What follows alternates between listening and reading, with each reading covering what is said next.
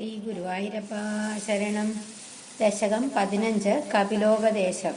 അഹഹ ബഹുളഹിംസ സഞ്ചിതാർത്ഥൈ കുടുംബം പ്രതിദിനമനുപുഷ്ണൻ ശ്രീജിതോ ബാലലാളീ വിശതി ഗൃഹസക്തോ യാതനമയ്യ ഭക്തഃ കപിലതനുരിതി ത്വം ദേവഹൂത്യൈന്യഗാദീഃ.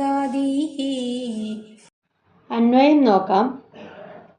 അഹഹ മൈ അഭക്തഃ ബഹുലഹിംസാ സഞ്ചിതാർത്ഥൈഃ പ്രതിദിനം കുടുംബം അനുപുഷ്ണൻ സ്ത്രീജിതഃ ബാലലാളീ ഗൃഹസക്തഃ യാതനാം ഹി വിശതി ഇതി കപിലതനുഃ ത്വം ദേവഹൂത്യൈന്യഗാദീഃ.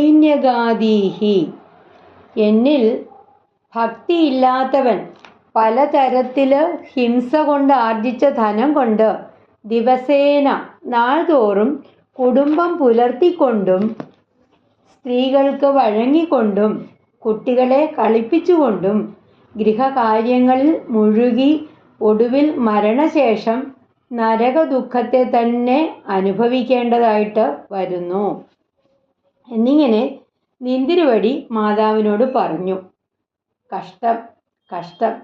പല വിധത്തിലുള്ള ഹിംസകൾ കൊണ്ട് സമ്പാദിക്കപ്പെട്ട ധനത്താൽ ദിനംതോറും തൻ്റെ കുടുംബത്തെ പുലർത്തുന്നവനായി സ്ത്രീകൾക്ക് വഴങ്ങിക്കൊണ്ടും കുട്ടികളെ ലാളിച്ചുകൊണ്ടും ഗൃഹകാര്യങ്ങളിൽ ഉള്ള ആസക്തിയോടുകൂടിയവനായിട്ട് എന്നിൽ ഭക്തിയില്ലാത്തവനായിത്തീരുന്ന പുരുഷൻ, അങ്ങനെയുള്ള ആ വ്യക്തി നരകദുഃഖം അനുഭവിക്കേണ്ടി വരുന്നു എന്നിങ്ങനെ കപില ഭഗവാൻ ദേവഹൂതിയോട് പറഞ്ഞു.